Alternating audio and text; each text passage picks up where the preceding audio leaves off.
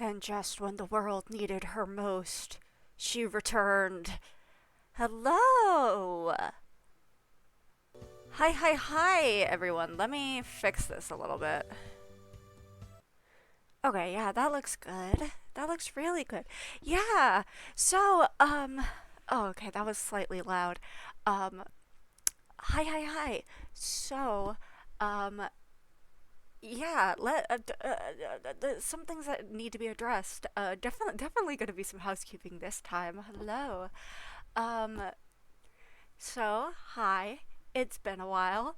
There was a reason. Trust me, there was a reason. So a couple of things right off the bat. Yes, you may have noticed the new avatar. Um, I'm gonna need to add this to my channel description. I thought that I made the this art my like channel icon a while ago, but it turns out I didn't. I just made it the channel icon for my YouTube. So I am going to have to I'll change some things around and probably make it my icon for the Twitch channel too. But this is beautiful, beautiful art made by my friend Gentle Sketching on Tumblr, aka Nat. We love Nat. Um, one of my very very good friends. Um, and I had this commissioned like years ago. Back when I was going to be using a different VTuber persona. And let me just give me a moment. Okay, that's probably gonna be better. That's gonna be okay. Um, but I had this commissioned years ago when I was going to do a different like VTuber persona, and so it looked a lot different the first time that she made it. But when I debuted my new VTuber, she offered to change the like hair color and the eye color and a couple of like little details for free, because she's one of my best friends. And now I have this beautiful piece of artwork, which is very convenient when you accidentally corrupt all of the USB drivers on your PC, and now you can't use your webcam anymore. So you can't track your VTuber, um, and you have to pivot. So I was very lucky that I had this art just sitting around. But so yeah, that's so what happened. The reason I was gone for like over a week, um, honestly, the first few days I just like wasn't really feeling up to it. And then literally the day that I was like, okay, tonight I'm gonna get back on it, I was like, my mouse hasn't been working very well for a while. I should like try and fix that. So I go into my settings, and I was like looking up like how to fix your mouse if it's like just being kind of like weird and jittery, and it like won't, like the cursor wouldn't move smoothly sometimes. What I think it was is there was just a problem with like the wireless receiver, but that doesn't matter anymore because I can't use it anymore because I uninstalled the mouse drivers because I was told if you uninstall your mouse drivers when you like reboot your computer, and if you don't know what a driver is, it's basically like the back end software. Instead of just like the hardware, it's like the software on the computer that makes the mouse work. Um, so I uninstalled that, and then it's supposed to reinstall itself when you like restart your computer. It didn't do that. It corrupted, and it took all of the USB drivers with it. So none of the USB drivers work. I couldn't use anything that was like a USB. So my keyboard, my mouse, my microphone, my webcam, literally all of this stuff that I've been using all this time was suddenly useless to me.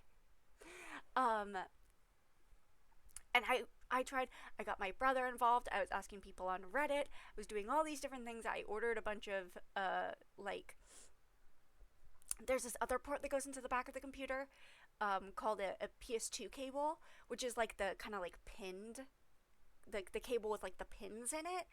Um, so those were mostly used like back in the 90s, but a lot of computers still have the cables on the back just so you can use like old equipment if you want to. So like I literally had Audrey Edge Marquez here in chat.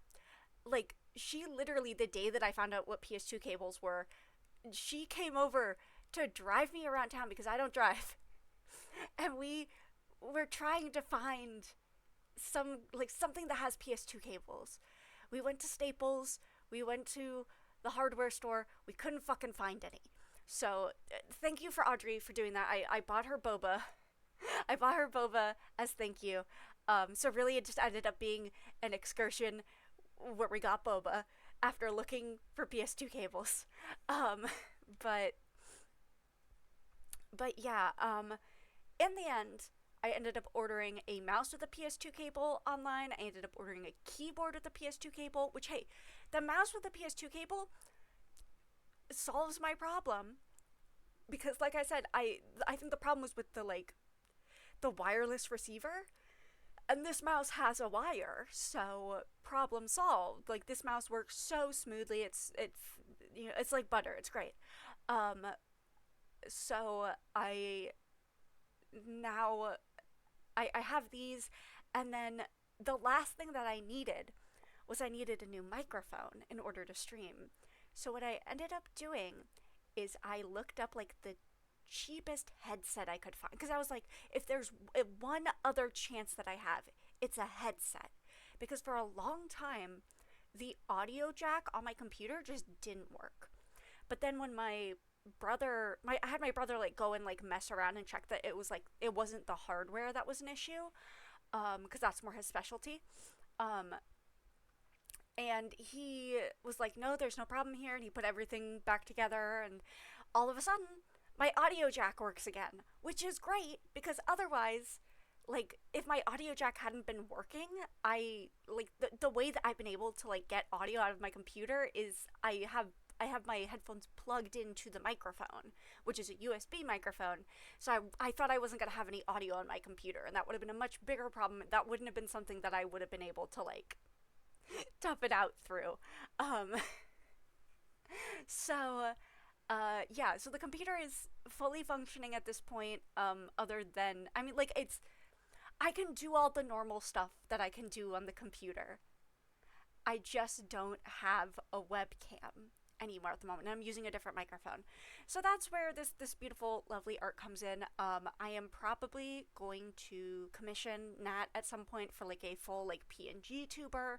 So this graphic is actually just temporary for now. In fact, this avatar was like the outfit that she's wearing was it was going to be the art for a song cover that I was going to do of a song from Bang Dream Girls Band Party, which is a mobile like gotcha, kind of like a gotcha idol game that I was a really big fan of at the time, and funny enough, I have recently gotten back into, like within like the past few weeks I started playing it again.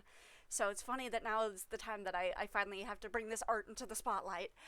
Um, but yeah, so like this is literally just like a costume that looks like some costumes from the game, but it's just recolored with lavender and mint because those are my two favorite colors.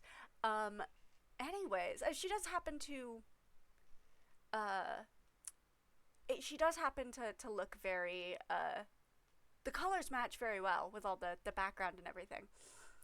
Um, but good to know that the mic sounds good. I did have like kind of a test run of it because the other thing that really sucks is I think I've mentioned I've been playing 100 Line with some of my friends on calls, and so we did that just earlier today, so I was able to have a test run.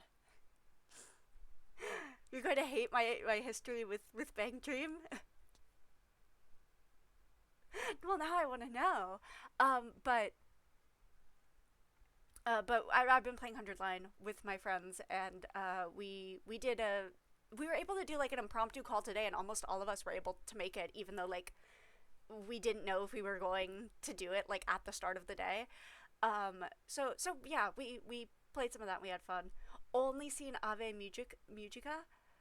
Here's the thing about me is since I fell off after um because the whole like mobile game app was like that was what I got into. Um and I got into that maybe like a year after it first launched. And then I was into it for probably about like 2.5 years, I want to say. And then I kind of fell off a little bit after they introduced Morphonica and Reza Sulin. I don't actually know how to pronounce their band name. But those were like the first time they had added two new bands. And I did like them. I don't remember what it actually was. I just know that it was like maybe 6 months after those two were introduced like in the global server. I mean, well, in the North America server, they don't have a global server. Where I kind of fell off. Um, and I heard later that they were introducing MyGo, which is the like prequel anime to Ave Musica. And then they did Ave Musica, and I heard about both of those happening and thought about getting back into the series then or watching the anime, and I just never got around to it.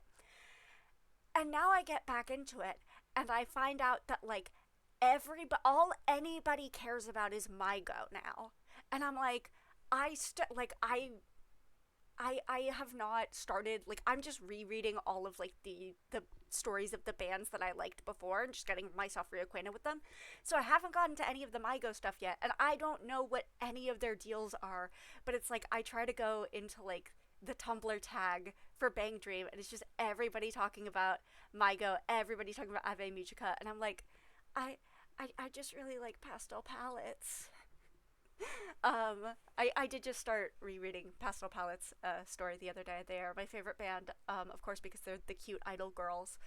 Um, anyways, what else do I have to talk about?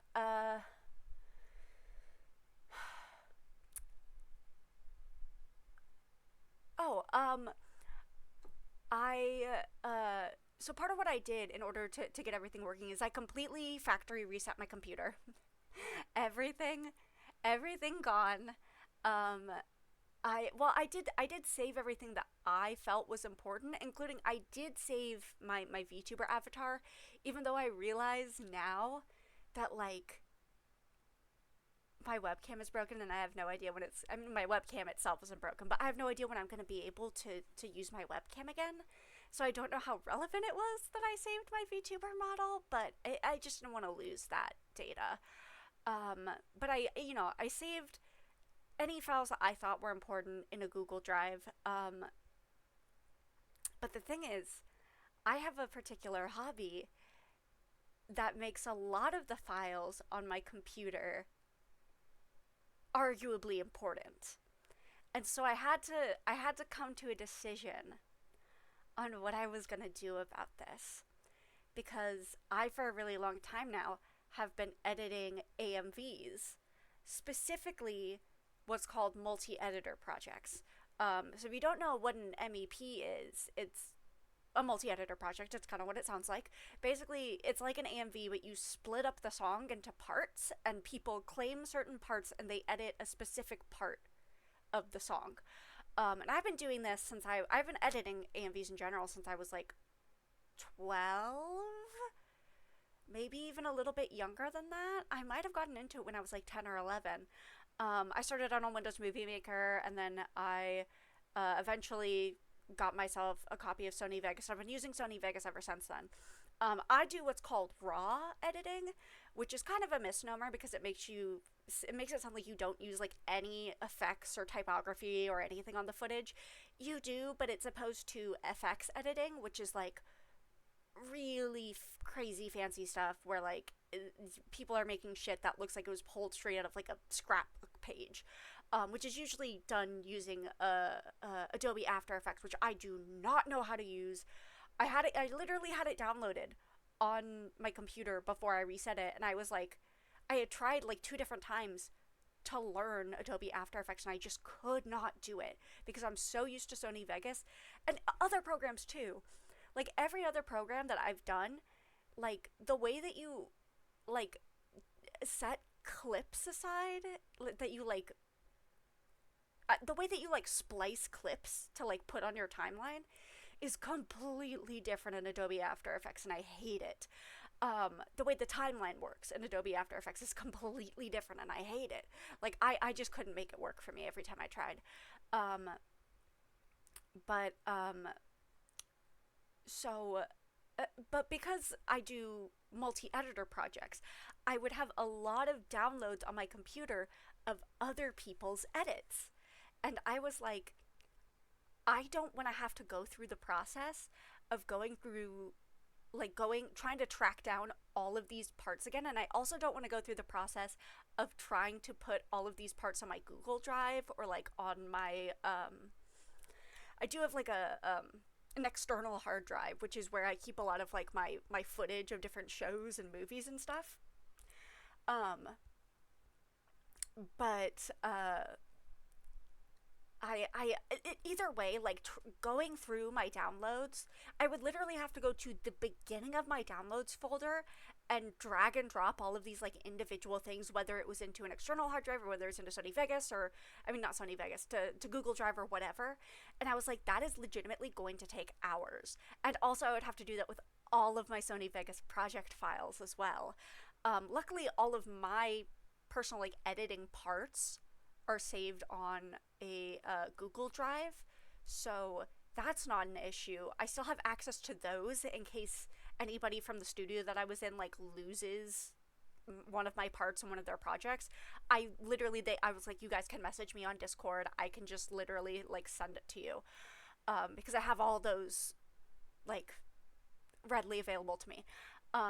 Because I upload them on Google Drive so I can show them to my friends. But I had to basically make the hard decision of I'm gonna stop editing MEP parts. I'm gonna quit the studio that I was a part of, and I wouldn't have done that if it weren't for the fact that I had already been considering it for a long time. I'm just not as passionate about that as I used to be, and a lot of times when I go to edit something, I just kind of dread getting started with it. And once I get into the zone, then I can do it pretty easily, but it's just a matter of like I don't get excited about it anymore. So I did unfortunately decide to give that up, but it was something I had already been considering for a long time anyways, especially because it's such a time consuming hobby. And I just kept thinking like there are other avenues and things I want to pursue. That doesn't mean that I'm going to stop video editing in general, though, because yes, I did quit it. If you want to go see where a lot of my edits were, go subscribe to Childhood Creativity Studios on YouTube. We edit with cartoons. Um, so yeah, I think I only told this to one of my other friends, so I don't think this is flown by you, Audrey. But I quit Childhood Creativity. It's Jover. Um, but please do subscribe to them because they're all such lovely people, and their edits are really good. And Caro is wonderful and the sweetest, and was so kind to me and such a great studio leader for so long. And I mean, they all said like, hey, if you ever get back into the hobby, like you're totally like welcome to come back. Like you don't need to audition or anything. We'll just let you back in. So yeah. Um, that is going to be the end of my time at the studio, but they will still definitely be dropping a lot of MEPs that I participated in, because I participated in a lot of them. Yeah, oh, it was super amicable. Oh, super, super amicable. Um, there's no universe in which it would have been drama or anything. Like, everybody there is so nice. Um, but, yeah. So, I had to drop it, but I will continue to be doing video editing because part of the reason that I dropped it is because I want to have more time to write. I've started writing a video essay, which is very exciting for me. I've been wanting to do it for a long time. I've gotten like a little bit into it. I've started writing scripts several different times now, and then those scripts have like petered out and I haven't done anything with them. This time I am trying my absolute damnedest to commit to it, and it helps this next one that I'm working on is I already have an outline for it, essentially, because it is based on one of my very good friends, Megan. I went to her birthday party last month, and she decided to do one of those one of those parties where a bunch of different people bring like PowerPoint presentations of their choice. And I made mine based on basically based on Mario lore, specifically how inconsistent the relationships between certain characters in the Super Mario franchise is. Where like, you know, a gaming guide will say one thing, and then a piece of promotional material will say a different thing. And what is the truth? And, you know, like, why did they say this one thing and then they never followed up on it? Like, all these years later, like, do we consider that canon or not? So I did this presentation at my friend's party, and it absolutely killed. And somebody said, hey, you should put that on YouTube or something. And I went, you know what? Yeah, I should. So the fact that I already have a rough outline of what the video is as a whole, all of the different subjects I'm covering, helps a lot. I am about 2,000 words into that right now, so obviously I'm still going to be video editing if I need to edit the video for that. I just don't know that it's going to be using Sony Vegas. I could probably do something, I don't know, I could do like Windows Movie Maker or something. It's been many, many years since I've dabbled in Windows Movie Maker. Anyways, God, that's enough pre-stream nonsense. It's Hey Girlie Tuesday, and I think, hold on, we should get to some girlies. Okay, so,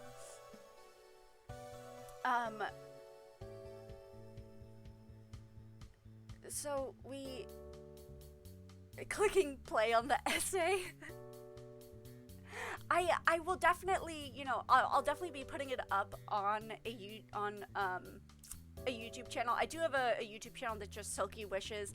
I kind of like cleared out most of the stuff that was on there because of the fact that I plan to monetize it at some point, and I didn't want to have a whole ton of stuff that was like copywritten material that I might get like the account flagged for or something. I did keep up the most popular videos I had made there in the past as some of my personal favorites. So those are all still up there. Yeah, I might do, if enough of my friends and other people are interested, I might do a live premiere for that. That would be fun, especially because I know some people from the party might be interested in that as well. So that's more people than just like my immediate friend group. Yeah. So, but let's get back into it. I am completely fresh on this Hey Girlie file, so it's lucky that there's nothing that needs to be like carried over between. Like I don't need any of my old saves in order to make this work. Luckily I have the saves on all of my other games saved for the most part, because my other games were on Steam, and Steam saves things up in the cloud. So that's very helpful. Dude, seriously? That ended up being the same thing. The other thing I was really worried about losing when resetting my computer was all my passwords. Because, you know, a lot of browsers these days will, like, save your passwords for you. And I was like, oh no, am I gonna lose that? And I didn't. Because, oh, I should have read that dialogue. Huh. Okay, hold on.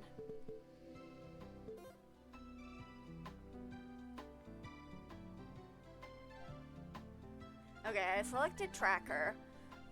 Okay. Lots of history there, not enough closure. Is it closure what you want here? Because it's okay to want to try again. You've both grown a lot this year. Okay, and then then it goes back to the regular dialogue. Okay. Ready for my first date. Okay, so, uh, this is the part also where I address the elephant in the room, which is I've alluded to this several times, and basically every single time that I mention doing the tracker route, I don't like tracker that much. I will say, I don't have beef with tracker the way I used to. I've grown, I've matured. I realized that she's a fictional character from a TV show. um, but yeah, so okay, the tracker beef.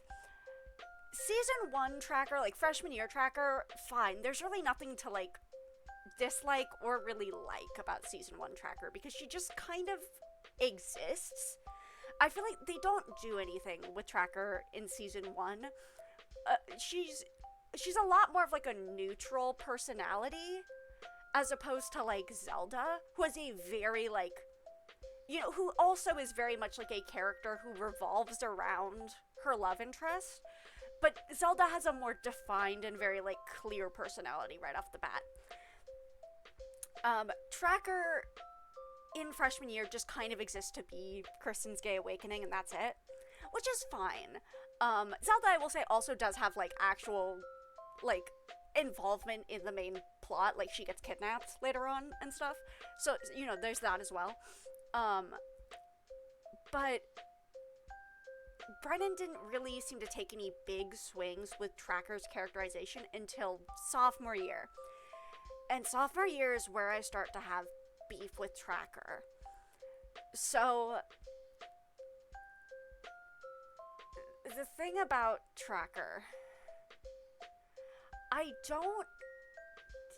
don't dislike that Tracker was upset about the Gardy situation, the Gardy O'Brien situation, because I think that's completely fair.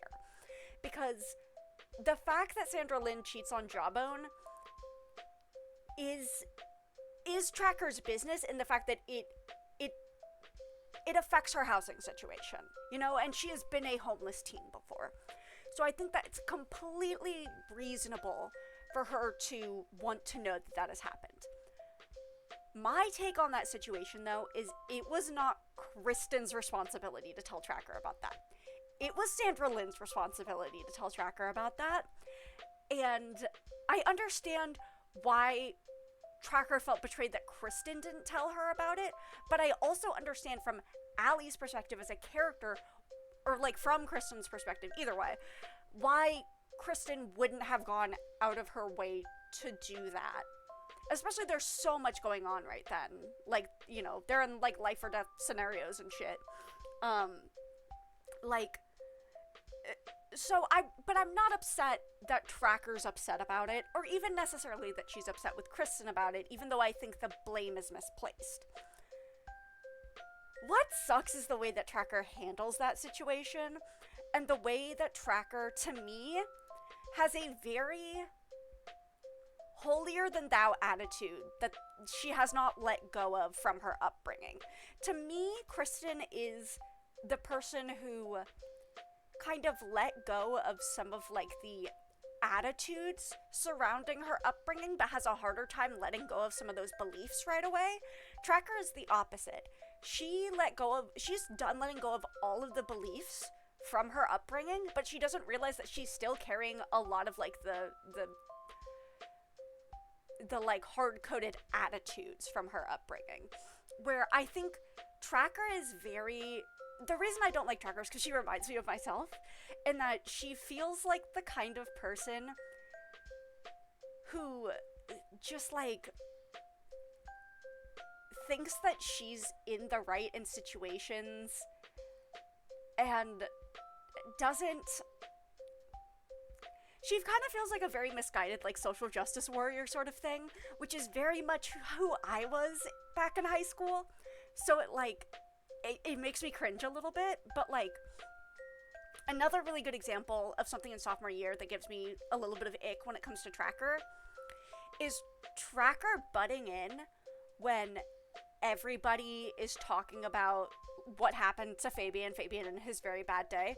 And, like, to be fair, most of the bad kids handled Fabian's very bad day really poorly. I will not argue with that. But I still think it was fucking weird of Tracker to butt in and be like, I don't know, Fabian, but I think I'm I'm totally qualified to armchair diagnose him with depression because he had one bad day. Which, like, Adon's response to that is her being like, he had one bad day, which is like an asshole thing of her to say from Fabian's perspective, but also like a fair take of like, he is going through one bad thing right now. Like, that does not mean that he has that you can diagnose him with depression. Like, Tracker feels a little bit like she thinks she can be an armchair therapist sometimes because Jawbone is her dad, quote unquote. I'm getting so deep into it. Oh my god, I held this in for too long. I promise I don't hate Tracker that much. Toxic masculinity was still alive at that point. You're so right. But yeah, she and then you get into like that particular thing. I think you can like I think at the time was probably a little bit of Brennan being like, wow, you guys are being really harsh on Fabian. Let's have somebody kind of step in. Because that's what I felt too at that point, watching that episode. So people were being real harsh on Fabian. Not Gorgug and not Riz, though. The girls were being really harsh on Fabian. For some reason, it was a weird gendered thing. Adine was being really harsh on him. Fig was caring way more about Kalir's feelings. Kristen literally slapped him, and that to me felt like Ali being a little bit more aware that Kristen was making a very flawed decision, because Kristen's an idiot, and Ali knows that Kristen is an idiot. But I mean, everybody was being a little silly goofy with it, but like Gorgug in particular did nothing wrong, and I will stand by that. But yeah. But I think then Brennan decided to lean into that kind of characterization of Tracker a little bit, where like she kind of thinks that she's like, I don't know, that she's like, that she has all of her like, you know, now that she's distanced herself from the church, she has all her morality and stuff figured out, and she doesn't have any more unlearning or unpacking to do. And so she's always the first to start, like, to try and criticize someone else from, like, a therapy speak standpoint, which comes back around when Kristen tries to, like, give the flowers to Tracker later on, and Tracker calls it as good as manipulation, which, like, you know, Kristen just trying to, like, gloss over the whole thing. Like, that, it was a flawed move on Kristen's part. Yes, but, like, it like, just the as good as manipulation thing just set me off so bad when I first watched that episode. I was like, fuck all the way off. And then junior year continues to kind of play into those traits of hers a little bit when they visit Falinel. Which makes me believe now that, like, Brendan is very aware, and it's, like, an intentional choice to kind of give Tracker these personality traits, especially the whole conversation where she talks to Kristen on the phone and, like, tells Kristen, like, everything that she's doing wrong in her life, and, like, you know? But yeah, it just feels like Tracker is very critical of Kristen sometimes. And in junior year especially, it kind of feels like a way to make Tracker feel like she's better in comparison, because her and Kristen went through a very similar journey. And that just kind of sucks to me. But I'm willing to give her a chance here. I'm willing to see where it goes here. I don't know that they're going to tackle those specific issues that I have with Tracker here, because I didn't see that in the first 3 dates with her, but also there are 8 of them, so there's that as well. They could just tackle it in the second half. I don't know. She's like a Mentos and Kristen's Coke and canon now. That's really accurate. That's really accurate. You can only imagine how I felt at the end of junior year, where she decided to break up with Girlie to get back with Tracker. Tracker to me also feels like, I feel like none of the bad kids would be happy about the fact that she's getting back with Tracker. Can I be so honest? I think they would all be like, oh, god damn it. Like, I don't think any of the bad kids, I don't think that they, like, dislike Tracker. I think they just probably aren't a huge fan of, like, Tracker and Kristen's relationship. Especially because they liked to 69 each other in front of everybody. I think maybe that would be everybody else's problem more than any criticisms Tracker had laid down. But, like, also, I mean, if the bad kids are gonna take a side, it's gonna be Kristen's. Like, that's just kind of a given. Like, you know, you could tell in particular that, like, Adine and Fig really stood by Kristen after the breakup. But yeah. ACAB includes Officer Kristen. Unfortunately, it does. Unfortunately, that's true. And actually, because of that, I'm gonna have to cancel Kristen Applebees. Anyways. Yeah, let's get started with this date. What could go wrong? Okay. It's a brand new day, and you absolutely can't let these newfound gains go to waste. You know what that means? Gym time, baby! The gym's the same as it always is. Which is to say, kinda nasty, but it gets the job done. The usual crowd is here, all the jocks and the adventurers, and the people trying to impress the more martial members of their party. Fabian is on a yoga mat in the corner, doing a truly heinous amount of sit-ups. Show off. This reminds me I don't know if y'all have seen the, God, it was the last fully Fantasy High live show they did. It was the Battle at the Bowl, the Chongo Down Bim live show. But this is not spoilers for that. This is literally, like, almost the very, very opening. This is, like, 5 minutes in. But Kristen and Fabian being workout buddies and working out outside Seacaster Manor together. Oh my god, that's the cutest shit ever. I love them. That made me so, so happy in my heart and soul. That just, like, mwah. I just feel like we don't get enough solo Kristen and Fabian interactions. But, yeah. I love them. Weird, there's a lot of non-students here too, plus a bunch of equipment you don't recognize, but everyone's minding their own business and working out, so it's probably fine? You know the drill, you grab a wipe and scan the gym for any free equipment. The cable machine is occupied by a gelatinous ooze. Okay, I didn't know they had muscles, but cool. There's a bunch of giants you don't want to mess with crowding the free weights, besides you could totally beat their PB. Sure, Kristen.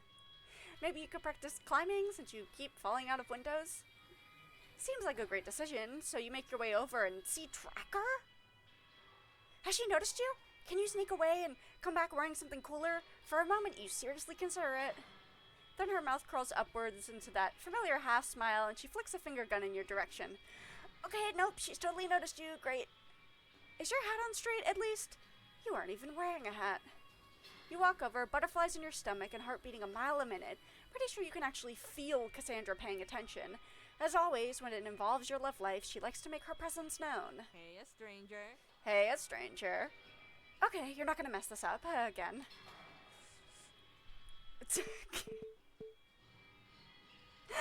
We're not doing 3. We're gonna go for the hug. Oh. Her body stiffens in surprise, briefly, but then she hugs back with warm enthusiasm. It's really good to see you, Kristen. It's really good to see you, too. Do you have to pull back? Do you really have to?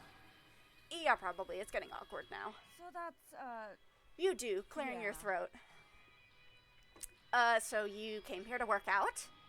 Yeah, gotta maintain these puppies somehow. You flex. Why the fuck are you flexing? Put those bad boys away. But see if she looks impressed first. Is it just you, or does she look a little impressed? Please be impressed. It was just you. Oh well. Wait, why are you here? Aren't you going to BCU? Tracker size. After the Egg Fort gym got destroyed, your principal decided to just take my gym downtown and put it here. I like my gym. I'm not losing it just because... Anyway, I was gonna go bouldering today, but my spotter kinda ditched last minute. Unless... I'm finding her voice as I go. I can spot you. That sounded too eager. If you want. There we go. Tracker gives you a long look, hands on her hips, eyebrow cocked in suspicion. Have you ever spotted someone before? Yeah, no, but I'm happy to learn. Tracker looks pleasantly surprised. Okay, cool. Are you sure? You nod harder than anybody in the history of nodding ever has before. I can take this seriously, I promise. Please, I want to help. She looks at you up and down, trying to judge the veracity of your words. Finally, her expression softens. Alright, just don't let me break my neck, okay? She gives you a rundown of how this works. It's a lot more to keep track of, than you thought, but it's not too complicated. You've got a handle on it. Okay, I'm getting it. Tracker grins at you. It's familiar. By Cassandra, you missed it. She walks over to a corner near the wall with a couple of random bags, reaching in and, okay, chalk, that makes sense. She claps her hands together to get rid of the excess, and a little bit of the powder ends up on her nose. How is she still so cute? It's unfair. You've got a little... You gesture at her face. She bats at her nose with her hand, which is still covered in chalk. Okay, wait. Without thinking, you lick your finger and wipe it across her nose. Both of you freeze up, suddenly aware of the contact. You cough awkwardly. Got it. All clean. Not that you weren't clean before, just, you know. Thanks. Tracker looks like she's not sure whether to laugh or say something serious. Ultimately, she seems to settle on, amusedly shaking her head, though it's unclear if the action is more directed at you or herself. Anyway, let's keep moving. Climbing time.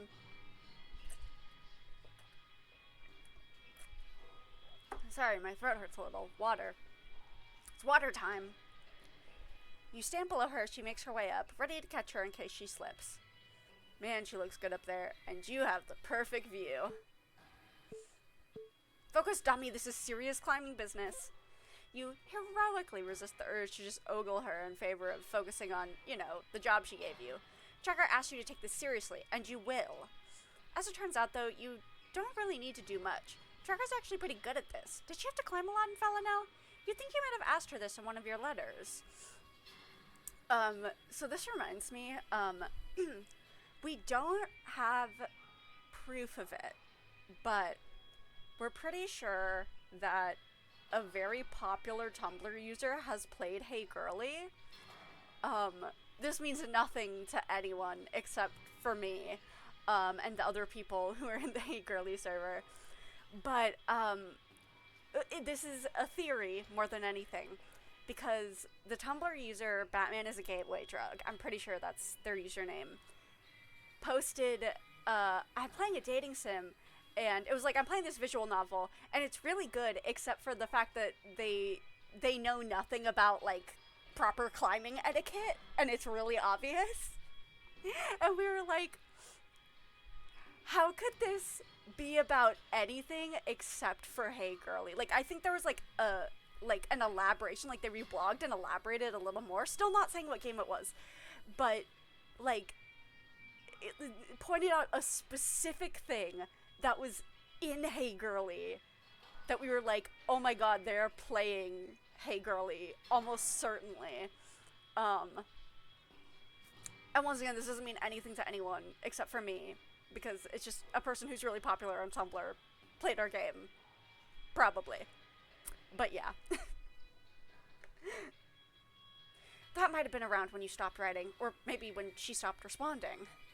Okay, nope, you're not going there now. You can cry about that over a pint of best hours later. Locking in for real this time. Oh, she's at the top. When did that happen? Tracker grins down at you, face sweaty. Devastatingly, it doesn't make her any less attractive. How's the weather down there? Cool 65 and partly cloudy. You sure you're not gonna get altitude sickness up there? I know you're not used to being tall. Tracker rolls her eyes, but she's still smiling. Low blow, you're barely taller than me. I wouldn't call it barely, but okay. Oh, cause it's true. Barely taller. Just a little bit, just a couple inches. She very maturely sticks her tongue out at you. Okay, I'm on my way down. She makes her way down much more slowly than she made her way up. Once she's about halfway down, she just... Oh, shit. Oof. She lands on her feet. Well, on you. But it's okay, you were ready to catch her. I think they were specifically like, this is not how spotting, like, you don't just stand there, like, within the pathway to, like, have them fall on top of you. If they, even I know, like, you use a bungee cord, right? Like, I'm sure you, like, spotting is probably a thing that, like, somebody who, like, works at the climbing wall does in most places that I've, like, heard of or been to that have climbing walls. Anyways. Nice catch. Nice fall. You stand there holding her for what's probably a little too long. It isn't until somebody coughs behind you that you realize you're probably hugging the, wall? You put her down gently. Tracker leaves her hands on your waist for a beat longer than she needs to. Thanks. Appreciate it. Anytime. She looks you up and down again. This time, maybe less assessing and more interested? Maybe? Is that just you again? You've got a little... She gestures to the faint chalk marks on your hips, and her cheeks color a deep red. You don't think it's just you this time. Oh. You'd better not be blushing. Girl, you are. Look at that face. You're definitely blushing. Nat 20. Anyway, where were we? I think you were in the middle of saying I'm your hero and I totally saved your life or something. Nice save. Tracker smiles, small, a little uncertain, but real. I don't think I said exactly that. I meant it, though. Thank you. I meant it, too. Anytime. Duly noted. Tracker's smile brightens. Then, to your surprise, it just as quickly drops. A furrow emerges in her brow. Kristen, can I ask you something? I turn invisible. There's still time to jump out the window. No, wait, not this time. You're responsible, Kristen, now. Sure. Yeah, sure, whatever you want. What's up? I guess... Why did you come over? I mean, I know I called you over, but you could have, I don't know, made an excuse and went off to work out. We haven't exactly been the best of friends lately, so what? Why'd you hang around with me today?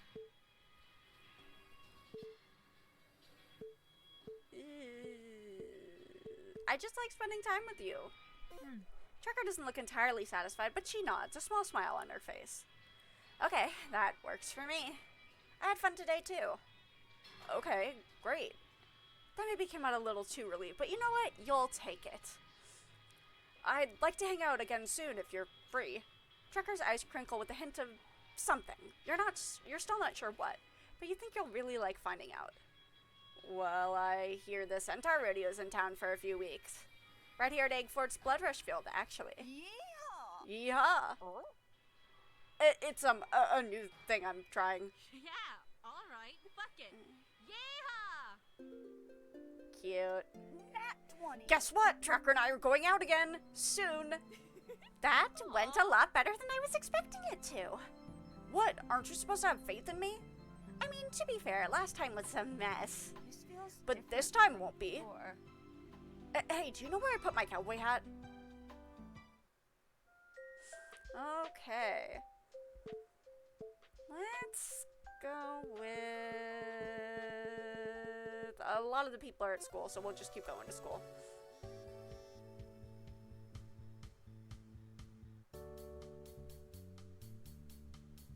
Lucy time.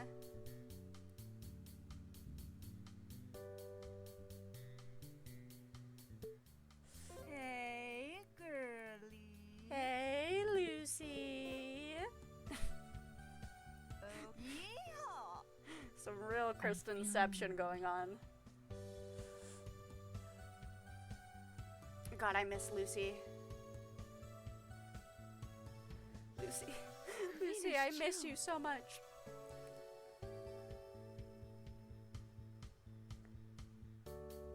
I did steal Ruvina's chill recently when I was writing her in a roleplay. I was like, I'm gonna have her say that.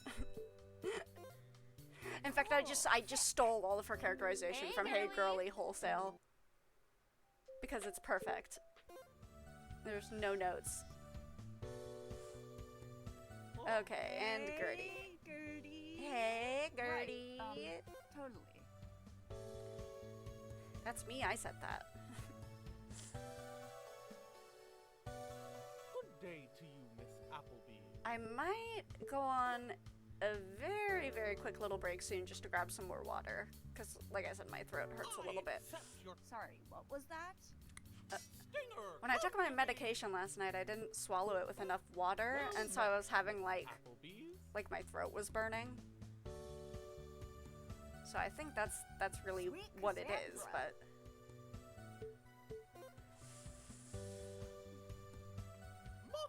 Nat 20.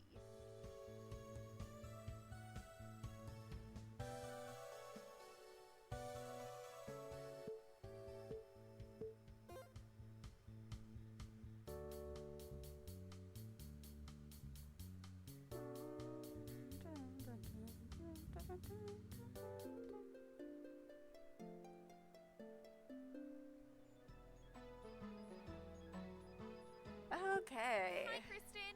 I miss. Sorry. See. Okay.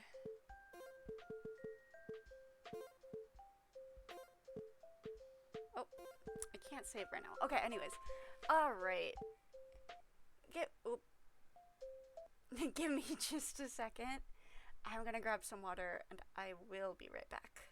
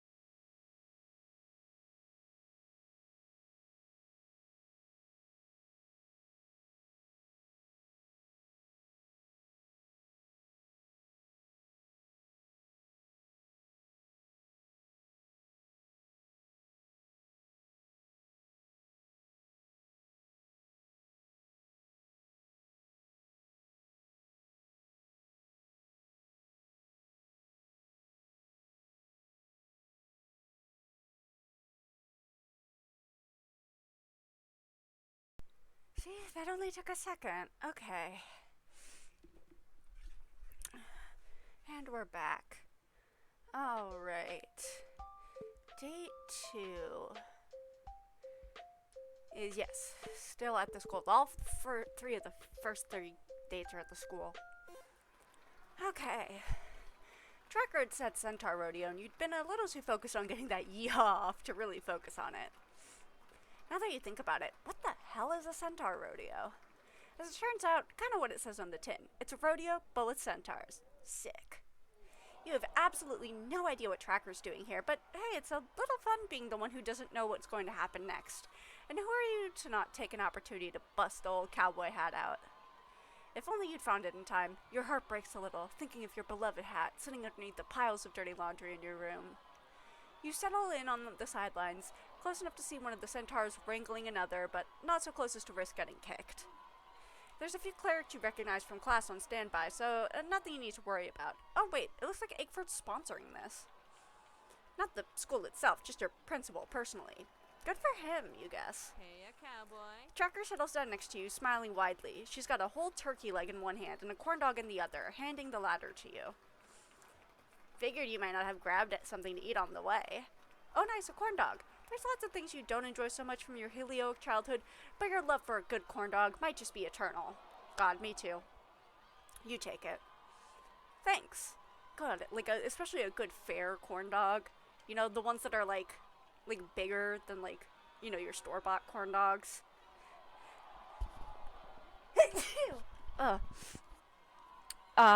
And real, just freshly made, so nice and warm.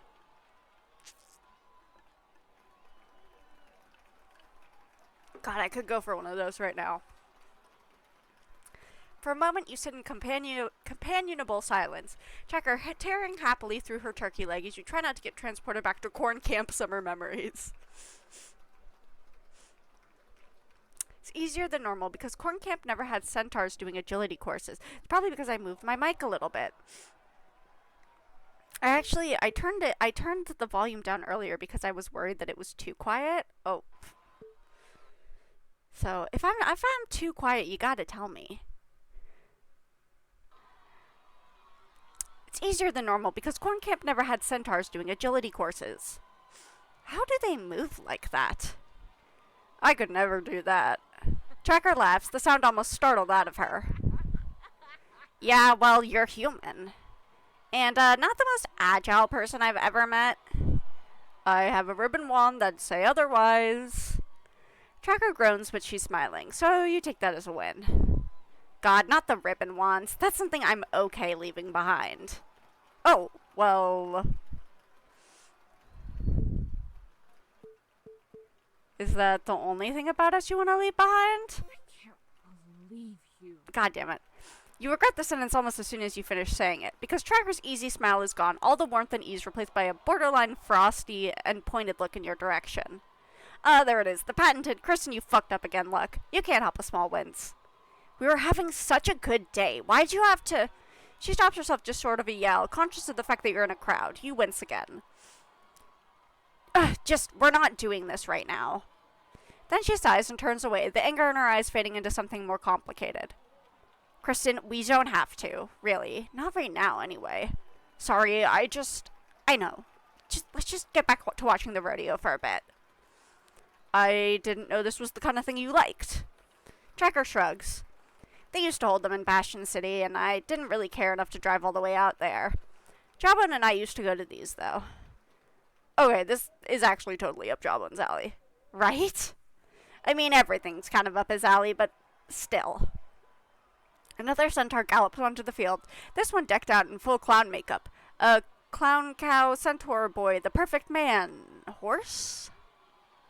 His routine's pretty slapstick, nose honking after he makes his turns, dramatically tripping over every obstacle on the course. It's hard to say if he's performing his routine with the same amount of sincerity the others have, but to be fair, it's pretty funny.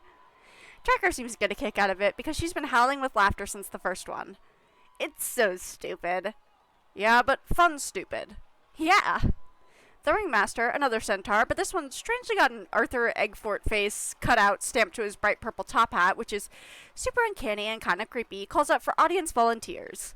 Tracker sits up, eyes bright. Have you done this before? No, I didn't make the height requirement the last time I was here. Well... no more short jokes from you, Applebees.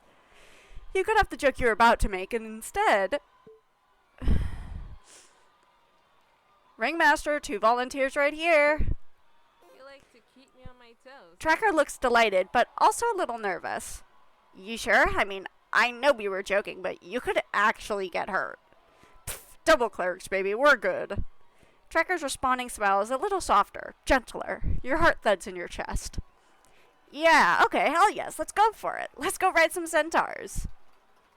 You can't stop yourself. You must embrace the cowboy vibes. Yeah.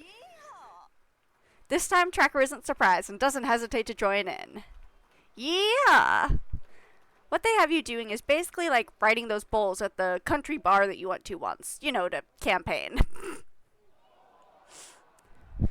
Except instead of an Arcanatech bull, it's a centaur.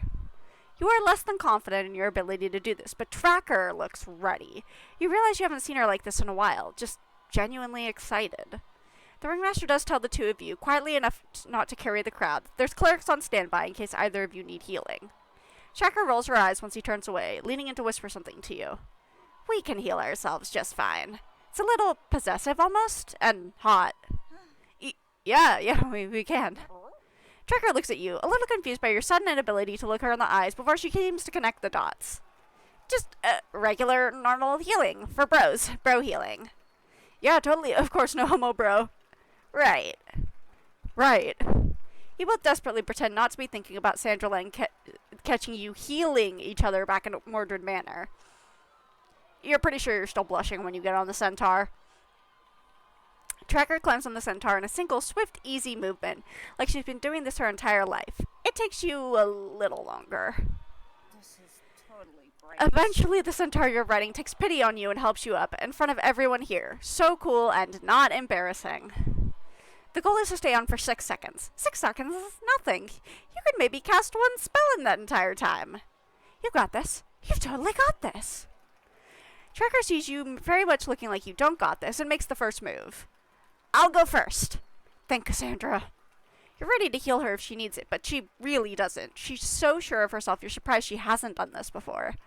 How can 6 seconds feel so long? But she stays on the entire time, to the resounding cheers of the crowd. Tracker looks startled by the attention, but still happy, waving to the masses with a wide grin once the centaur stops bucking. You cheer her on too, obviously. It's maybe not a great sign that just moving your hands enough to clap has you almost falling off. Okay, you can do this. You're going to do great. Tracker's going to be so impressed. Really, how hard can it be? Ow. This is so Ow. Yeehaw. Your head aches and you definitely bruised something. All in all, though, not the worst wipeout you've had. At least you didn't end up back in corn heaven. Did it look cool? Not a great sign. You groan, half in pain and half in embarrassment. Come on, give me something here. Tracker smiles at you reassuringly. This was fun. I'm glad you did this with me. I had fun. You'll take it. The ringmaster escorts you off the arena grounds, looking a little put out as he leads you towards the other clerics. Next time we can do something less dangerous, maybe? See what Jawbone's up to or something. I think I have an idea. Why do I have the feeling your idea is something more reckless than saying hi to him at home? You do a painful, awkward pirouette. So that's, You'll see. yeah. You were going for mysterious, but the grimace on Tracker's face tells you you've fallen even further into the disoriented person to worry about category. Here, let me heal you up. Tracker reaches a hand towards your face. Instinctively, you grab it. Let her do her thing. Tracker blushes a little at the sudden contact, but pulls her focus together and mutters a quick healing spell. A pleasant warmth washes over you. It almost definitely rises to your cheeks. Thanks. Tracker's lips curl into that classic smile as she drops your hand. Course, any time. Freshly healed, you settle back into your seats to watch the rest of the show. You can safely say it's been a hectic, mostly entertaining day, even if the way Tracker's been stealing small, unreadable glances in your direction is just the slightest bit totally nerve-wracking. The last time she directly locks eyes with you and triggers a conspiratorial grin. Hey, Kristen, guess what I have? Another turkey leg. Another turkey leg? Tracker laughs. Okay, no, but let's get another on the way out. Tracker proudly holds up a cowboy hat. What? Where'd you get that? Were they giving out cowboy hats? Tracker smirks at the look on your face. She puts the hat on her head and tips it in your direction. I may have grabbed it off my centaur's head while he was distracted. Yee. Now wait for it. Ha. Did she just... Hey, don't steal my thing. That's my thing. I'm the yeehaw guy. Where's your proof? I don't see a cowboy hat on your head. You yoink the cowboy hat and place it on your own head where it belongs. At her incredulous expression, you lean smugly back into your chair. Now you do. Yeehaw, motherfucker. She laughs, her eyes crinkling tenderly. It's the cutest thing you've ever seen. Huh, looks better on you. See ya, cowboy. Now let's get me another turkey leg. Okay. That could have gone better. It could have also gone worse. Let's take the win. Doesn't feel like a win. I've got to pull out the big guns for next date. What an interesting What are the mystery. big guns? Hey, Look, just listen to Tracker and be yourself. She'll appreciate that more than... Kristen, I'm your goddess. I can hear what you're thinking, and that won't work. Okay. Go outside. This is the Kipper Lily date. Hello, Apple. What are you doing here? Sorry, I think my glass Right. hit my microphone.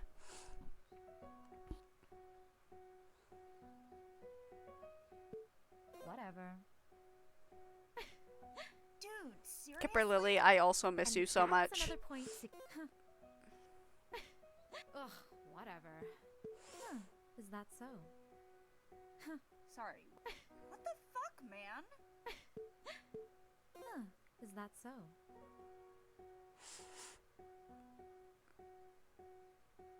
don't.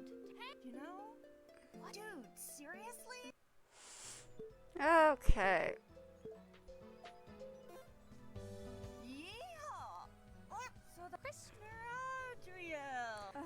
Nara. How wonderful. How I turn invisible. Ugh. Nara, I also miss you. What was that? I wonder. How very. Great job, Applebee's. Now all the music is playing over itself again. Not. Sorry, what was that? It's okay, we'll make it through this. Lab? Cool. Ooh.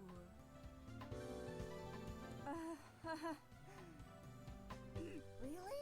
How wonderful. Shall we do it now? Right.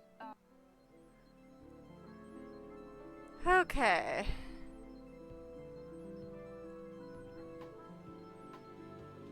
What the fuck, man? Lammy. Okay, we're gonna go hang out with Tracker, even though the music is all still playing over itself.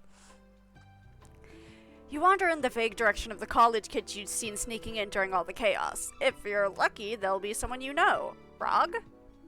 Okay, you can be real with yourself. You're hoping it's Tracker. Either Luck or Cassandra's on your side today, because she's there in the very first room you check. You're in the natural history portion of the museum. It was always your favorite as a kid, even if you're mostly there to protest the heretical displays of dragon skeletons. But that was then. This is now, and Tracker is also making a face at one of the skeletons, though it shifts into a wide smile when she sees you. Hey, cowboy. Hey, Kristen. Nice to see you here. Thought you were in the section with the other bad kids and the escaped reanimated skeletons. Sweet Cassandra. You turn around, just as a dinosaur skeleton with Riz clinging desperately to its back disappears into the hallway. I think it's also on fire. I turn invisible. My official quote as president is no comment. They've got it, probably. Tracker snorts. Well, sorry to disappoint, but I was not planning on anything that crazy. I haven't had a chance to come here since I was a kid. Cool. Me either. I'm down for a chill, normal, non-destructive day at the museum with you.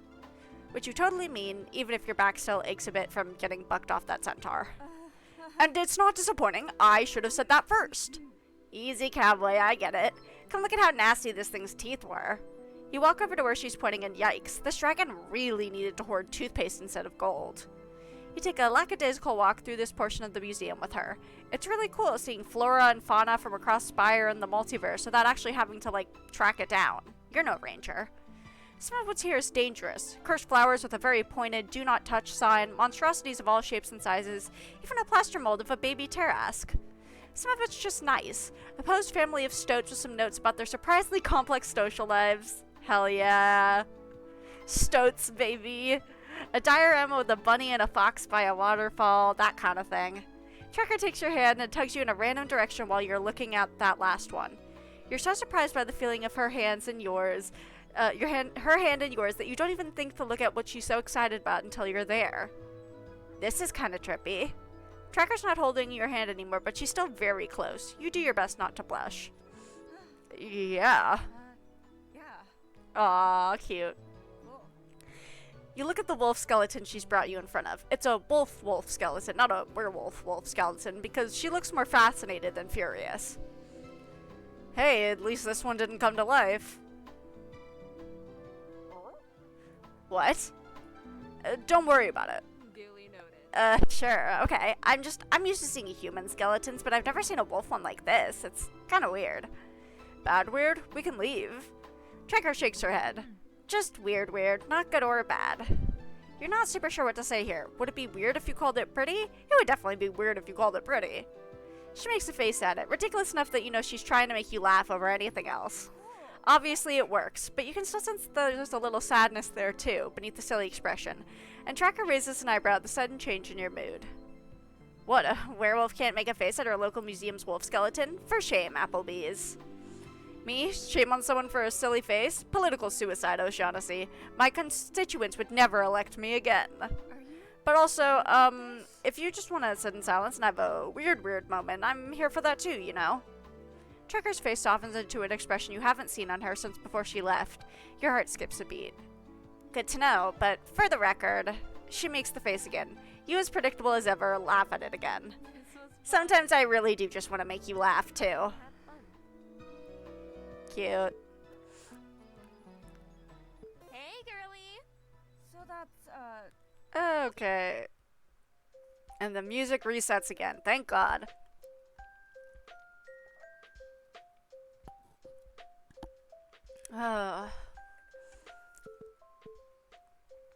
Let's see. We are going to school again to go see Jawbone. This isn't your first time breaking into an office at Eggfort, and it won't be your last. It is the first time you've had Tracker with you, though. She's a different partner than you're used to. When you commit crimes with Fig, she's usually leading the way, gleefully cackling the whole time. Tracker seems content to just walk alongside you without comment. And sure, the way she's scanning the halls as you pass through them reminds you of Riz, but she seems far more amused at the prospect of getting caught than he ever would. Shouldn't there be more words on this? You check the knob, it's not even locked. Jawbone's got an open door policy. He takes it literally. Tracker sighs, fond and exasperated, all in one. That sounds normally reserved for you.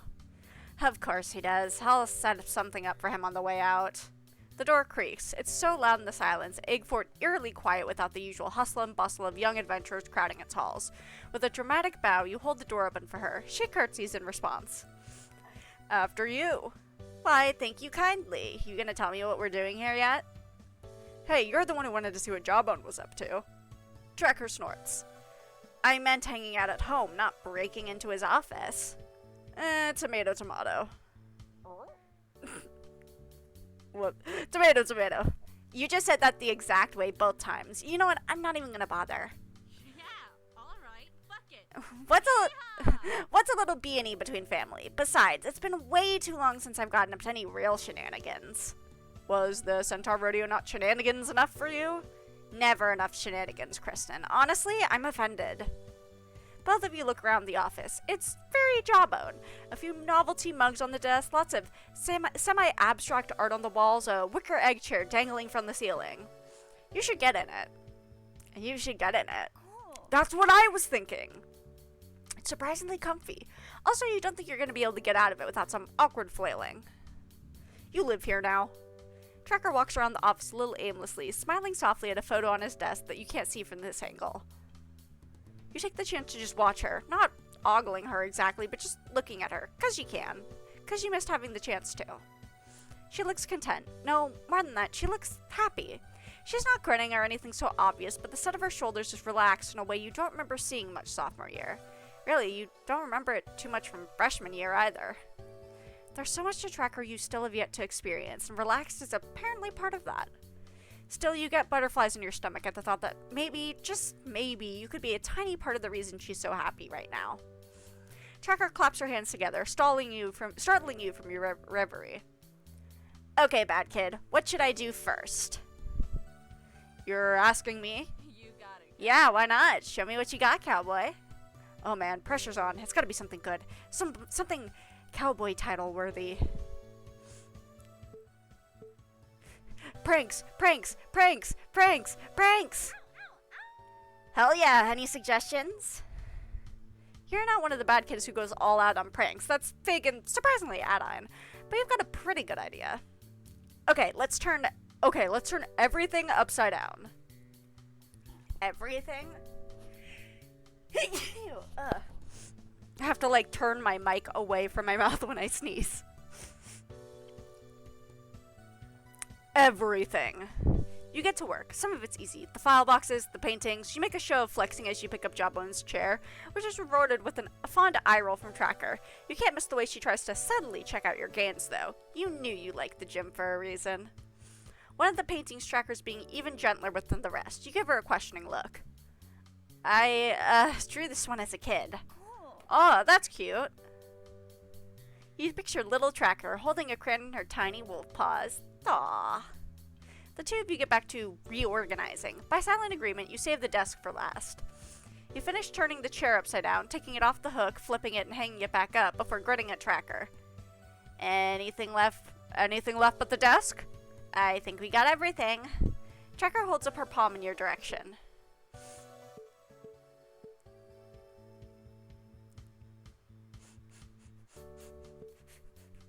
Immediately high-five her. You high-five her. Tracker grins at you.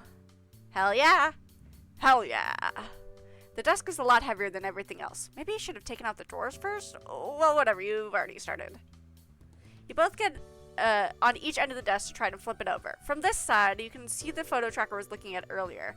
A picture of a much younger Tracker smiling with all their teeth at the camera, and a guy who looks vaguely familiar? Tracker notices your attention. That's from the first rodeo Jawbone took me to. I'd wanted to ride that centaur so bad, he had to hold me back from jumping out of my seat. Too small. Man, she makes it too easy.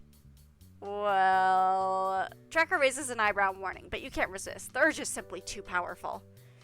Glad you finally hit that height requirement this time. Barely. Tracker rolls her eyes at your shit-eating grin, placing the photo carefully off to the side. Only one of us fell off our centaur, I'll remind you. You gasp in mock betrayal. It's very dramatic. Low blow. You hold Tracker's stare for a moment before both of you burst out laughing. And as it turns out, laughing so hard you both completely missed the sound of the door creaking open. You kids need any help? You both yelp in surprise and drop the desk, thankfully not on either of your feet. You've been caught! Sup, Jawbone? Howdy there. Jawbone surveys the state of his own office, the flip boxes, turned over paintings, and the piece de resistance, the chair suspended upside down and still somehow managing to swing. He raises an eyebrow at you, the expression uncannily similar to Tracker's. You barely resist the urge to point finger guns in his direction and make the situation worse. Sup? Tracker snorts, smiling innocently when Jawbone turns to look at her instead. He smiles fondly. Didn't quite pull off sup, huh? You shrug. Tracker makes a little so-so gesture with her hand. Yeah, it didn't feel natural to me either. Maybe it's time to accept that you're not young and cool anymore. Nah, just old and cool, and happy that way. Well, it's always nice to see the two of you in my office. He takes a moment, seeming to finally realize that it's the two of you in his office. He sits in the egg chair, a lot less awkwardly than you, despite it still being upside down, and sighs a bit, fixing you both with a look. So, we're doing this now, huh? She's at a loss for words. You can help. Oh, nope, you can't help. This is a completely hopeless situation. You want to grab Tracker's hand, squeeze it, show you're in this together. You have a feeling that maybe won't help with this specific circumstance, though. For once, you resist your first impulse. Jawbone's expression seems unreadable to you for a second, but after a moment of just looking at the two of you, it softens into something deeply fond. Wait, is he smiling? You feel your cheeks redden in surprise and relief. I can't say I'm too surprised. You two always did have a way with each other. Help me. It's a whisper. It might be a genuine prayer for help. It's worth a shot. Cassandra, are you out there?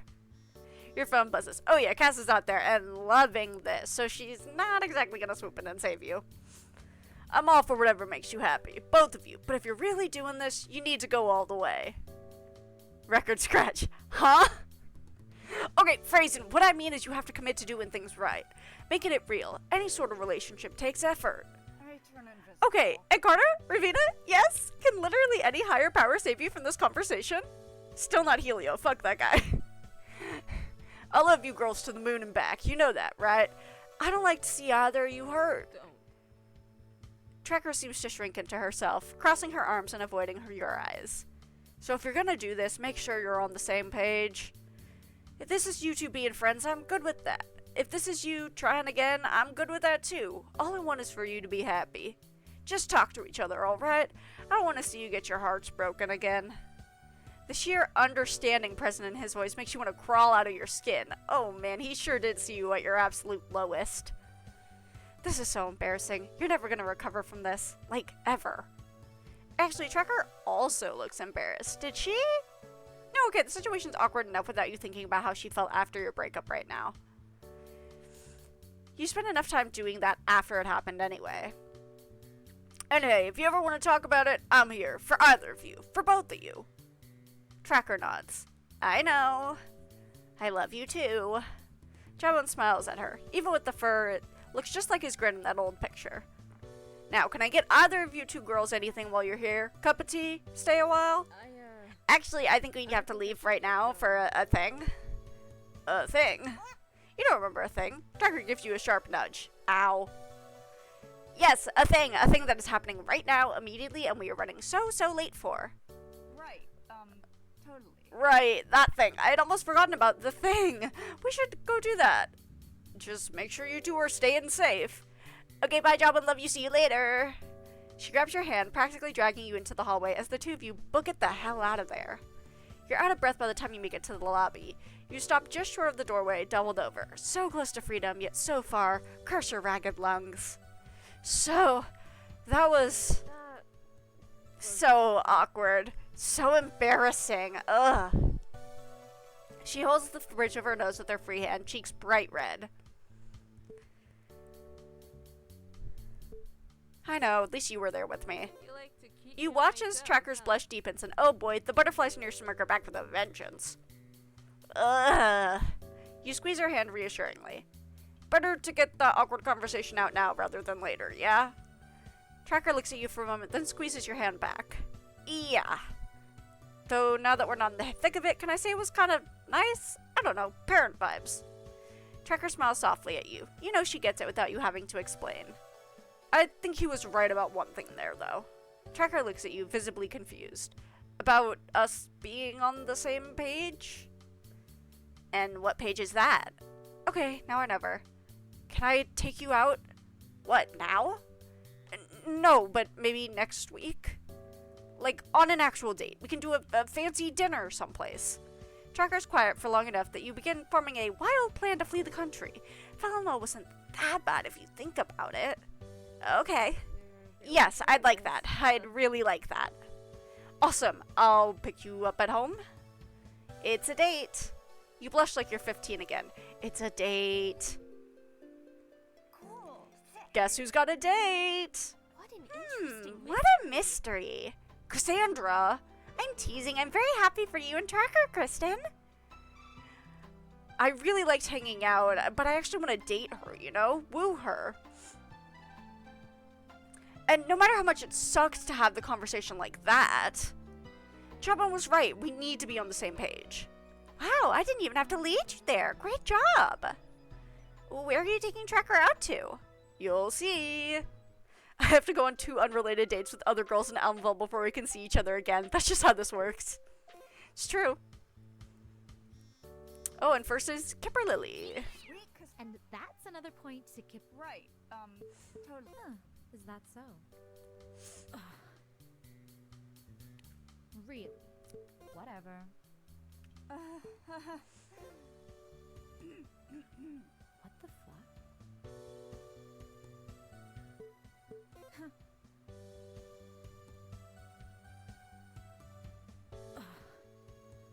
Nat 20.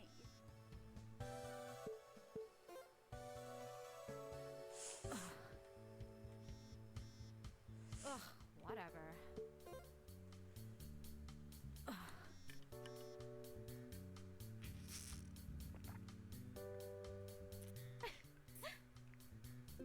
I turn invisible. Kipperlily Copper Kettle wins again. And that's another point to Kipperlily Copper. Whatever. Yeah. Well, it's been not cool. Ouch. Okay.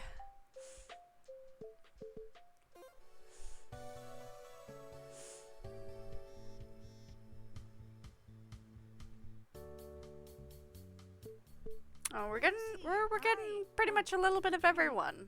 Except for Fig, which I did do like almost all of Fig's route accidentally Blimey. back when I was doing Nara, so Interesting. so Blimey.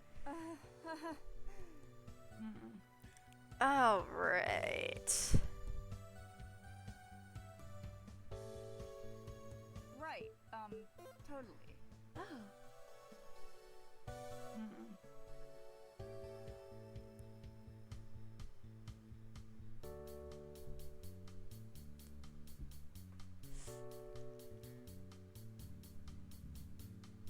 What?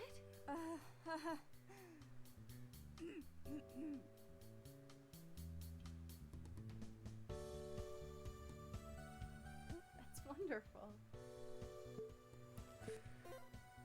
Alright, we're almost through here. Nice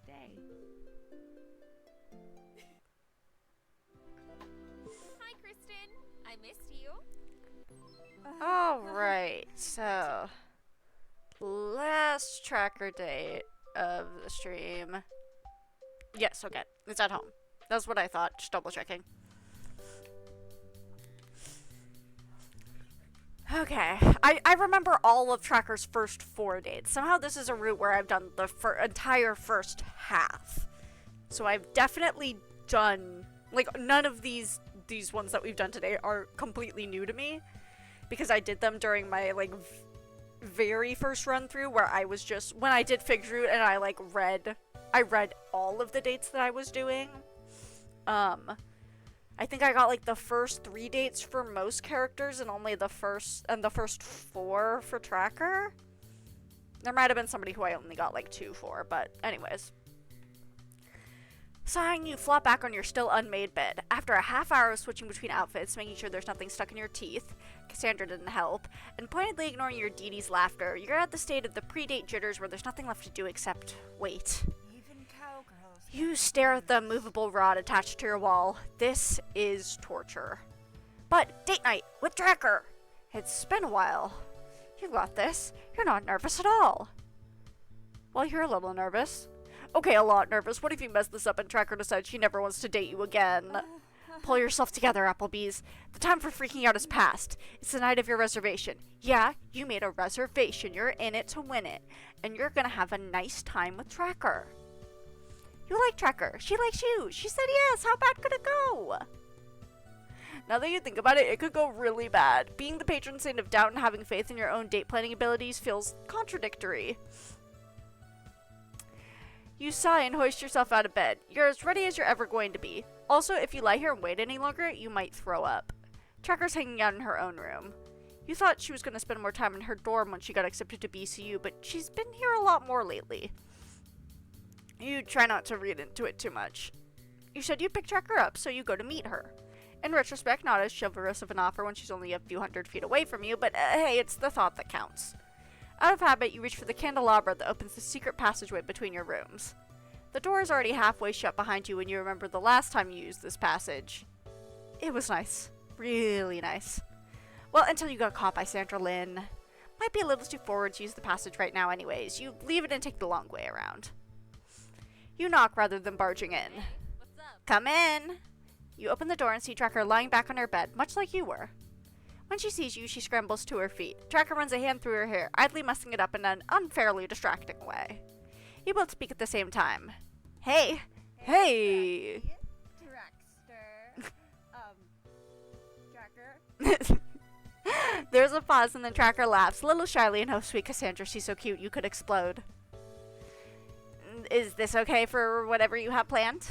She gestures down at her outfit. You said fancy dinner, but I wasn't sure if that meant like full suit or like Olive Garden. What you're wearing is fine. More than fine. You look good. Great even. You think you hear Cassandra laughing at you from down the hall. Traitor. Tracker laughs too, but it doesn't feel mean. I get what you mean, Kristen. Don't worry. Let's just relax. Have a good time tonight. Smile at her. She's right. Let's just have fun. Yeah, okay. Tracker's smile widens. Besides, it's not like tonight's our only chance. We can always, I don't know, head back to the Centaur Rodeo and steal me another hat. Fuck, you should have worn the hat. It's still sitting on your dresser. It's okay, though. Next time. Tracker reaches for your hand and squeezes it reassuringly. Hey, I'm a little nervous, too. You got this. But then I remember it's just me and you. You squeeze her hand back. Anything you need to grab before we head out? Nope, I'm all yours. You walk Tracker out and hold open the passenger side door of Jawbone's car for her. Milady. Tracker rolls her eyes before dissolving into laughter. Dork. You talk about everything and nothing on the way to the restaurant. Tracker's coursework, clerks of BCU is apparently not too bad in the first semester, noted. And whatever you're working on with Cassandra and the other people you've both hung out with over the past few weeks. She still seems to find the idea of you being president hilarious. Okay. Weren't you in detention literally on the first day of school? Hey, I had to beg for that. That actually sounds really lame in retrospect. Forget I said that. You're having such a good time just talking with her. You're surprised to look up and suddenly find you've arrived at your destination. Tracker squints out the window at the restaurant. I don't recognize this place. Trust me, you're gonna love it. You got it. Okay, cowboy, let's see what you got. She rushes out of the car to hold the door open for you this time and takes your arm with a smile when you offer it to her. You proudly walk her up to the hostess. Howdy there. Reservation for 2 under Applebee's, please. Tracker looks at the decor, the menus, and blinks a couple times. Kristen, what is this? The host interrupts you before you can answer her, walking you to your table. You pull out her chair for her and she smiles at you, a little distracted. So, this is... The lights all go out, stealing your thunder a little bit. Aw man, spoilers. Anyway, ta-da, it's dinner in the dark. It's supposed to be really fun. And the food's good, from what I could find. Plus, it's kind of on theme for us, right? Darkness, twilight, etc. Definitely, but, Kristen. I turn Oh it no, off. she hates it. Fuck! You remember I have dark vision, right? You did not remember that. Admit you forgot. Sorry. Well, You sigh. I forgot. Fuck. I'm so sorry, Tracker. You rack your brain to find some kind of silver lining in this situation. They do free appetizers here. At least we can maybe stay for them. I'm down to stay for the whole meal if you are. Will you have fun if I can see? Yeah, I always have fun with you. Even if you're gonna make faces at me the whole time. Oh, absolutely. You can hear the smile in her voice. Maybe this isn't the worst idea you've ever had.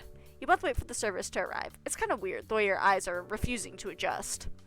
A fun kind of weird, though. Tracker breaks the silence first. You'd think they'd give you a minute or two to read the menu first, right? No, that's part of it. The server reads it to you. I get it. Obvious now. Wait, better question. How are you planning on eating? Carefully? Tracker laughs again. You're so lucky I'm here. You really are. I am. That came out more raw and honest than you meant it to.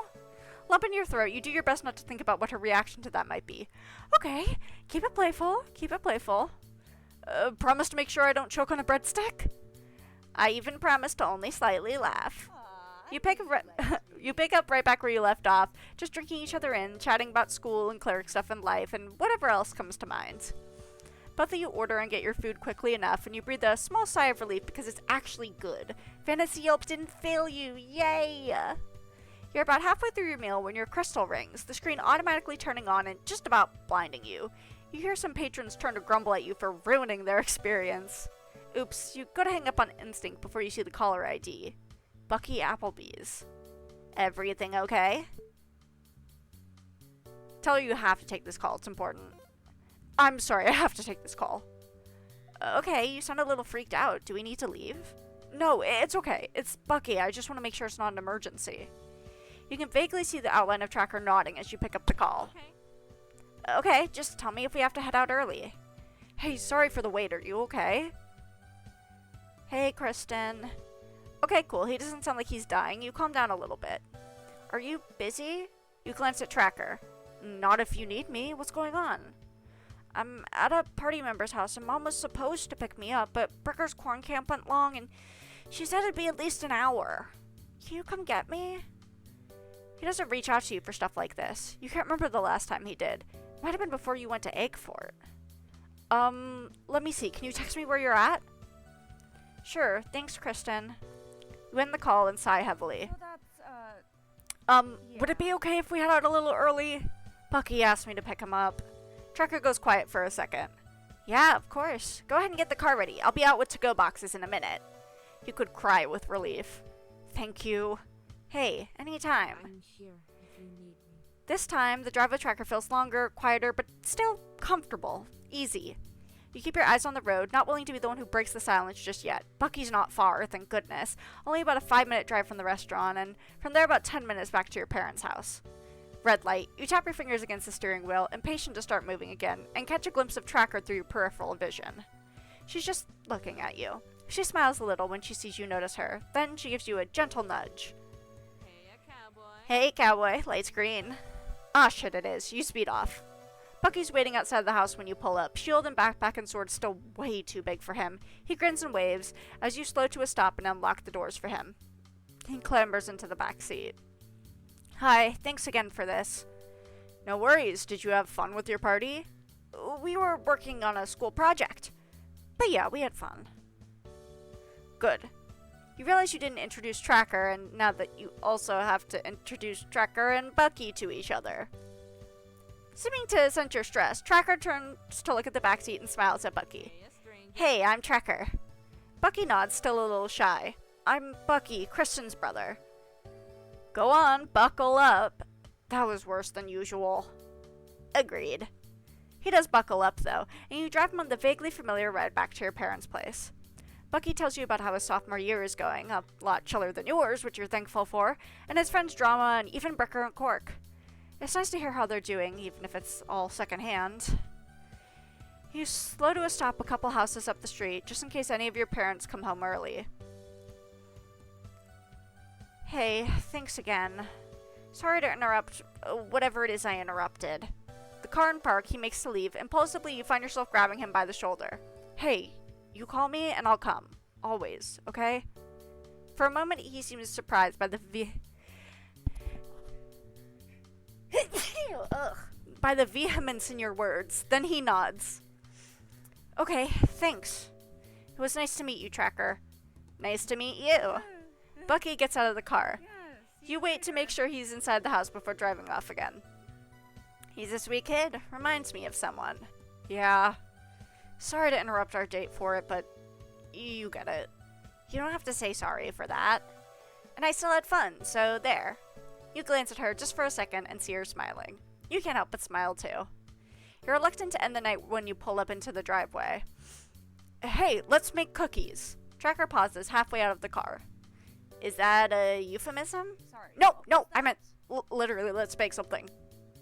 Huh, yeah, okay. Did you have anything in mind? Chocolate chip cookies. Honestly, the people's cookie.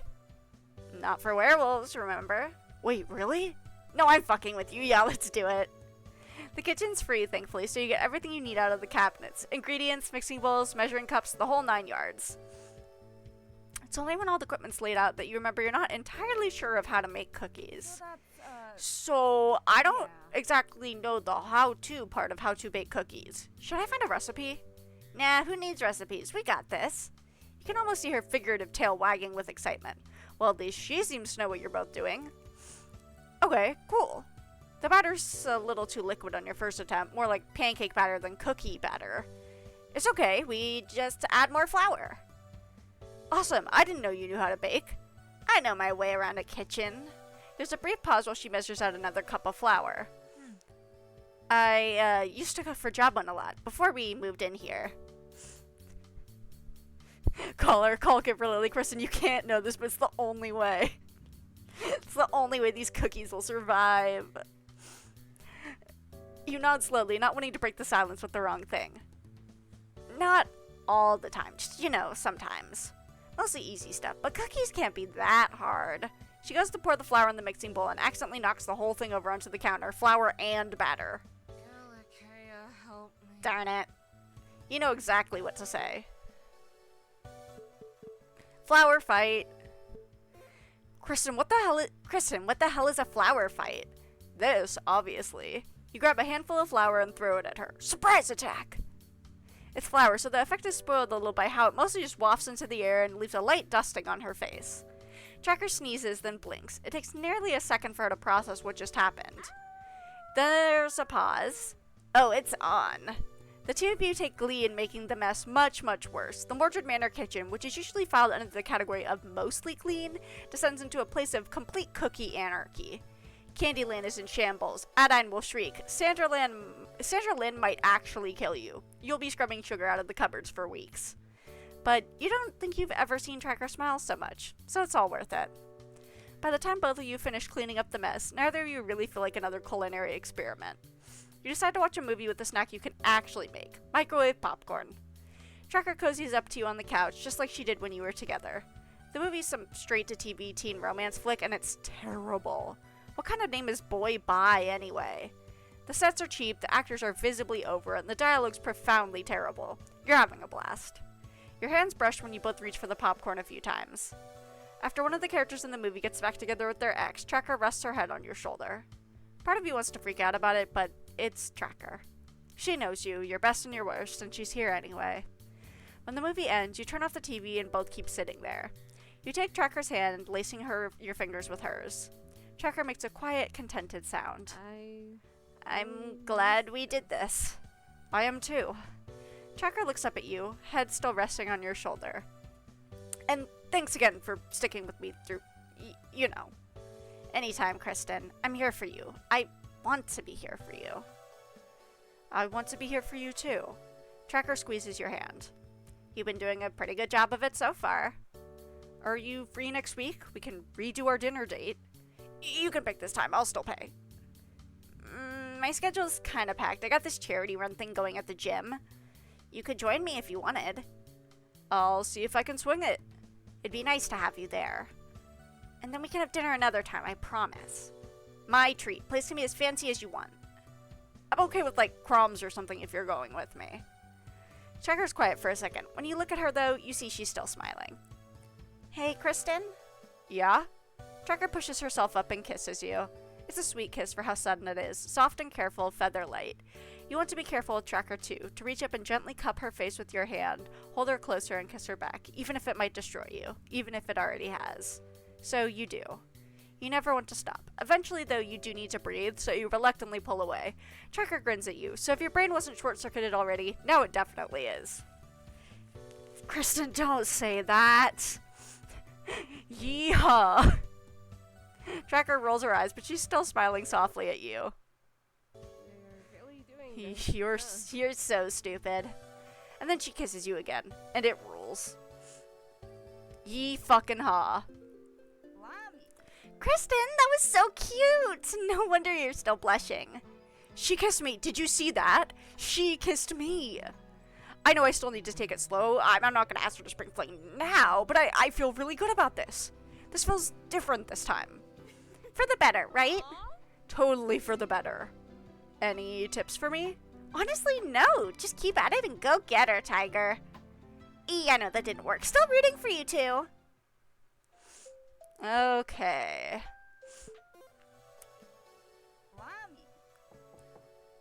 Salutation. Adriel. Oh, goodness. Right. Got Nara here. So inspiring. Do you have Oh. We're showing her games on the phone. I think not. Ooh. Ugh. This is What? Ooh. It's like my papa always. How wonderful. okay. Ooh. Blimey.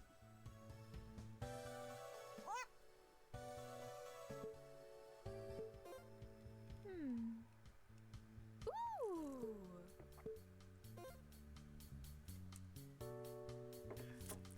Fascinating. Oh. Sweet Cassandra. So Ugh.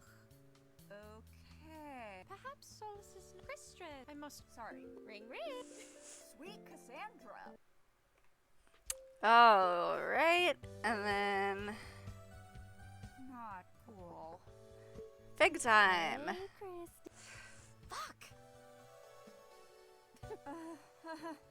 Sorry, what was that? Yeehaw! This? Oh, hell yeah!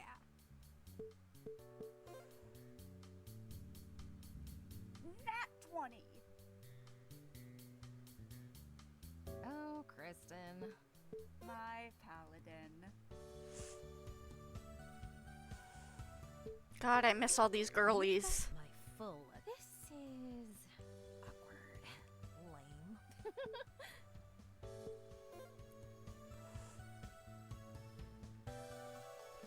So Blimey.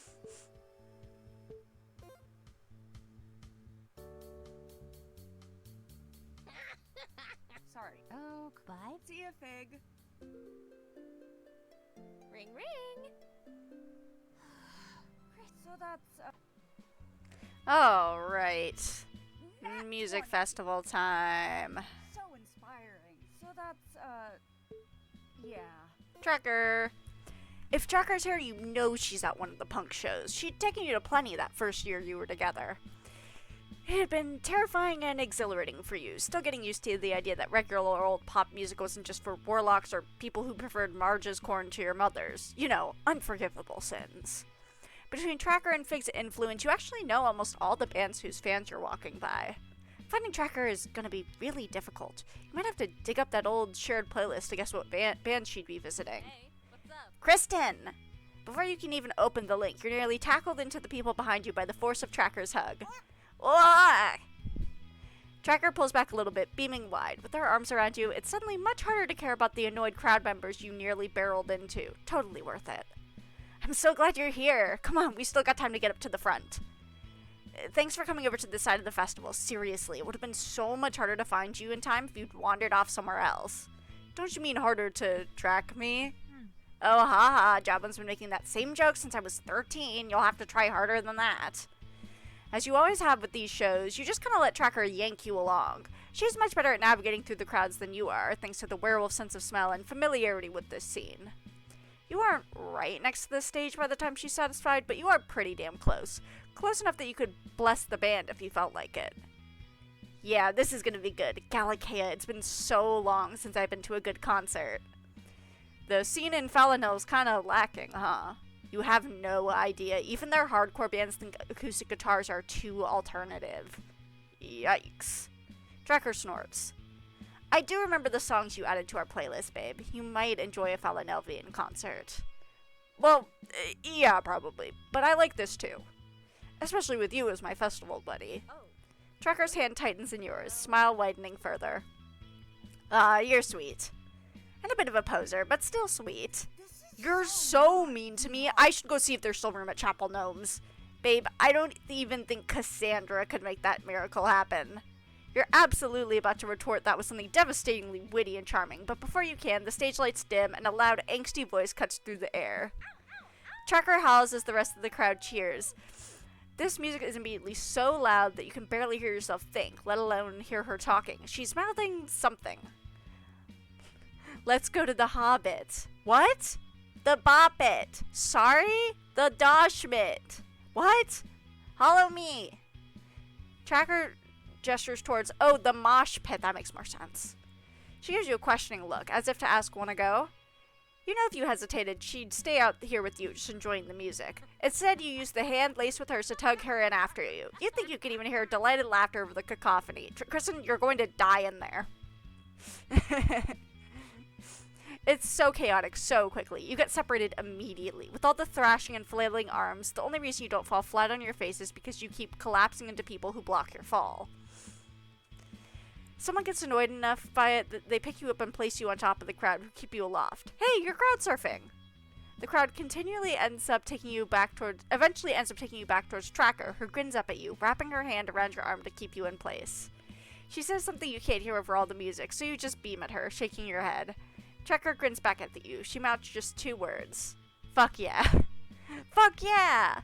The crowd seems to roar out in agreement, and the two of you enjoy the music for what feels like hours. When you finally come back down to earth, she places her hand back in yours again. This time, she doesn't let go.